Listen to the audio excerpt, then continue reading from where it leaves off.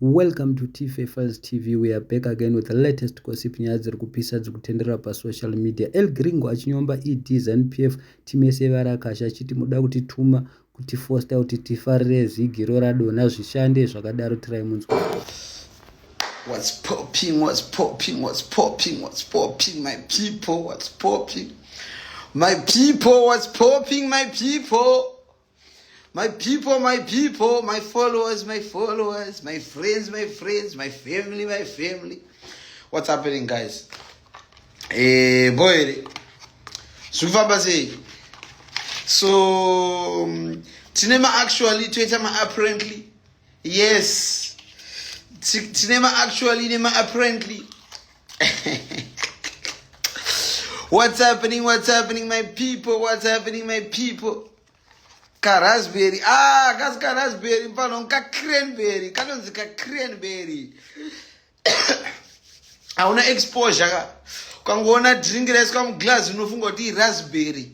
Unofunga ke red kako ndoke gaka unoziya exposure zero hapana. Passport haina kumbobvira yakadhindiwa izvo zvaka expire uchakwanisa kutora imwe. Exposure hapana. Yeah. Right. Ain't you watching the UCL? Manchester United is not in the UCL. Manchester United is not in the UCL, so I'm not watching the UCL. My friendship, you know yourself. How are you? I miss you, my friendship. Friendship yangu ilipo pala. Veno yangu yawe zunditsura. Yapinda na account iri wrong, man. Ninge jila upinda na ghost. Yapinda na account iri wrong. But anyway. What's happening, my friends and family? What's going on? Anyway, I just wanted to check out. Try to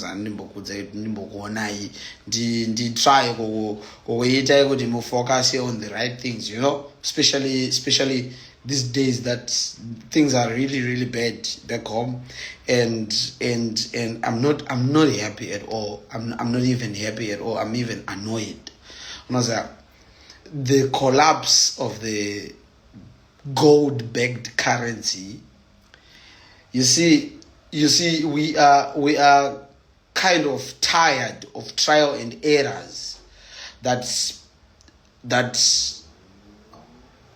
the people that have been given authority to make decisions about young people's lives.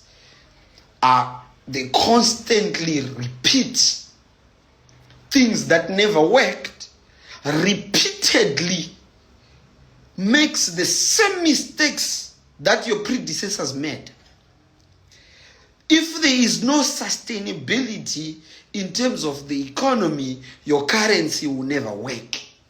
If there is no confidence from the people of Zimbabwe for your currency, it will never work. There was a point in Zimbabwe where money was being advertised. It's the only country in the world that actually advertised money to tell people, please shandisai mari. Zimbabwe is the only country in the world that advertised money on TV, where people would go actually on TV for an advert to tell people to use money. That's when you see that this is a collapse. Not only a collapse of the economy, but a collapse of individuals that have been entrusted with certain responsibilities. They do a trial and error.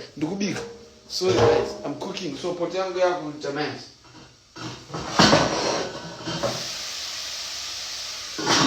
Yangu ya kutochapa uto yangu ni mwari. Rega nimbo bati zaka haisa. So guys, I'm actually cooking on. Every day. Sometimes we can't afford these things. So today I'm cooking. I'm actually cooking. So here's what I'm saying, guys.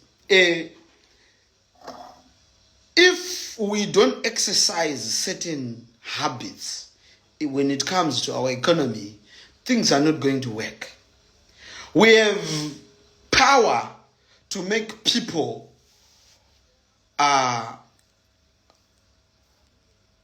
pay.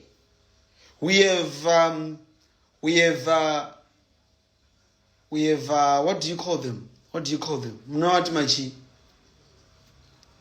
dual citizens. They are coming to Zimbabwe. They are opening businesses. Very, very easy. They are getting passports. They are getting IDs. Very, very easy. A number of Chinese people right now in Zimbabwe have passports, have IDs. The reason for this, you see, this conversation that we are engaging in Panapa, this conversation that we are engaging in Panapa, I see conversation, kwanska ku graspka ne ka boyfriend kako ke 30 cents. Conversation ya tutu da Panapa ka boyfriend kako kari kufunga nyaya dzana anonza nani vekwamtukudza. These conversations, you are not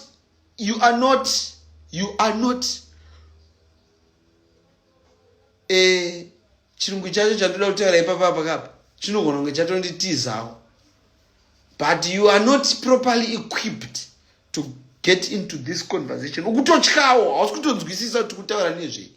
But here's what I'm saying. Gold has been rising ever since the ZiG was said to be backed by gold. Ever since Pakan's ZiG re-backed by gold, gold has been rising. Hapana gold rakadona. If you know Pakanapana no trader out there, you know that gold rakadona. You know it.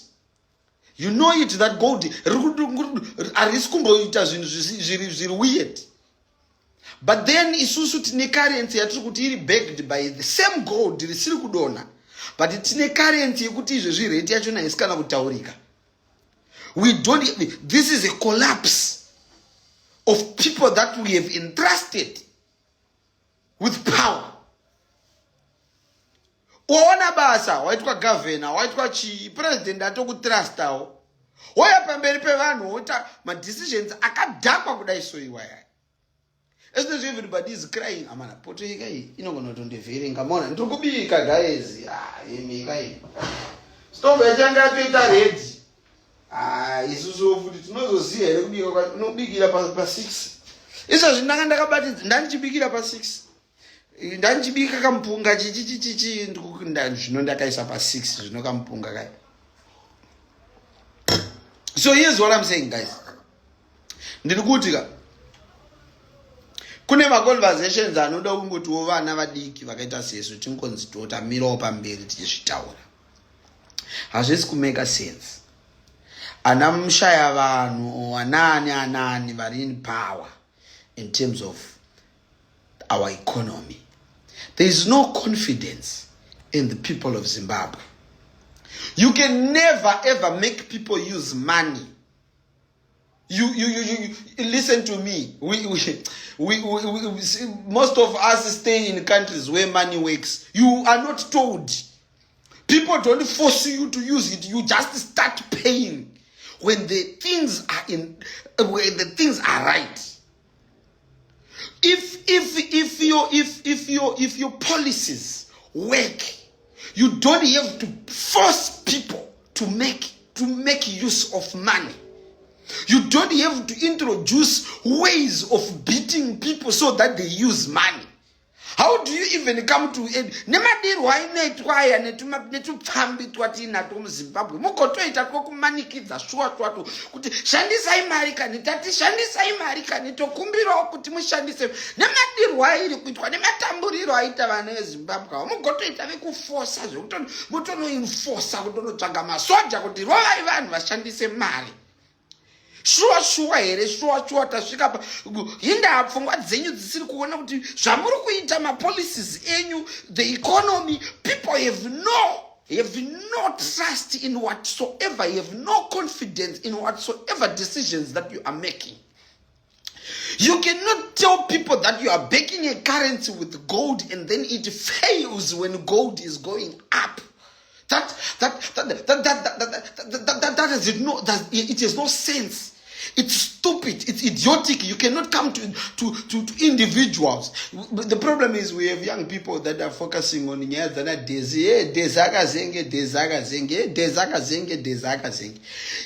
idzodzo pfungwa dzako dzinoita kuti uswere izvo zvikakazara kamusoro kako kari kuswera kumhanyidzana nenyaya dzanadhezi. Tine ZiG risiri kushanda. We have an economy that is about to collapse when shops are closing every day. Incompetence in the RBZ. Incompetence in the finance ministry. We have no young people there. We have no people that are well up there who can stand up and talk about these things. We don't have. We just have idiots that goes around, running around near the snabasares.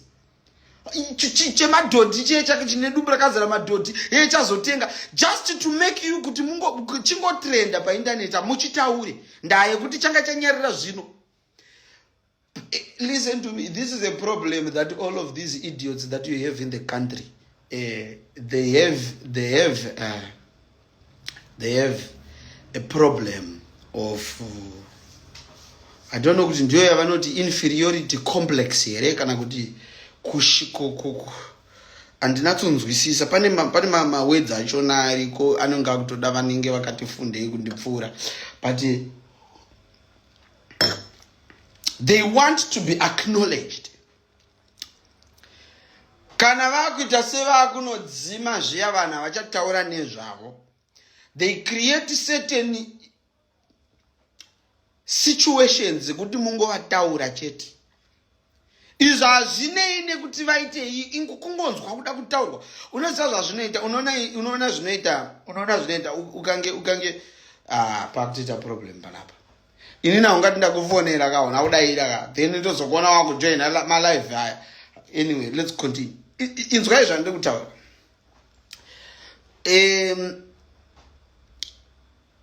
If we have certain individuals in power and then they are not thoroughly 100% wanting to make the lives of Zimbabweans work, we are having problems whereby we have a treasury department, we have a ministry of trade and welfare of Zimbabweans that does not help the SMEs to start businesses. Young people are starting businesses and it's very, very difficult to even start a business as a young person in Zimbabwe, because you are being told, I'll tell you this, hakuna nyika panapa yakambo advertise mari. Hakuna nyika Zimbabwe chete. I remember biera cheki raiimbwa pa TV. Biera cheki kuda kuti vanhu vagoishandisa nematamburiro avaita nemawandiro aita pambi muHarare, nemawambiro aita marombe mawandiro akaita mugotoita vekutoimbira nziyo kuti yeshandisai mari, tinokumbira mushandise mari, shandisai mari. Mari haikokwe vanhu kushandisa. Isu vamwe tiriko takatenderera munyika dzakawanda uchipinda imomo unoona vanhu vese vachishandisa mari. Ndandi hakumanikidzwe munhu kushandisa mari, asi kwedu isusu kunyika tinotoita maadvert pagototsvagwa mapurisa kuti rovai vanhu vashandise mari. Ukotozvoonewo uri finance minister wakagara mumba yako nevana vako, hama dzako dzichitokusiya zveshuwa vanhu vachitoishandisa mari, tokumbira mushandise mari. Iwe uripo ndiwe finance minister uri kutodza vanhu kuti things are going to be okay. Mutaura chirungu chisina basa rese. Shuwa nematamburiro ataitai. Mugotoita kuti forsa kutirova kuti hanzi tokumbirawo kuti takukurovai kuti mushandise mari. The same money that you have said that is backed by gold, the gold that is not going down, the gold is rising. The gold that traders are making money from, that same gold is backing your money, ZiG. And yet your ZiG is failing. Explain the logic to me. Explain the logic in layman's terms. Explain it.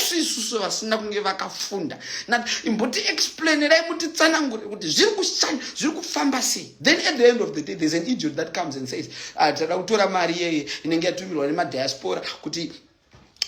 People have no confidence in your policies.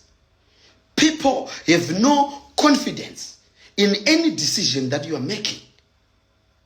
The government might be going very well, but the Ministry of Finance is bogus, it's rubbish. There is trial and error over and over again. The same Ministry of Finance decided to pay one individual $40 million so that that individual can go and buy paper outside of the country. Whereas we have the Ministry of Trade and Welfare in Zimbabwe, which is supposed to sustain businesses, young businesses, paper industry.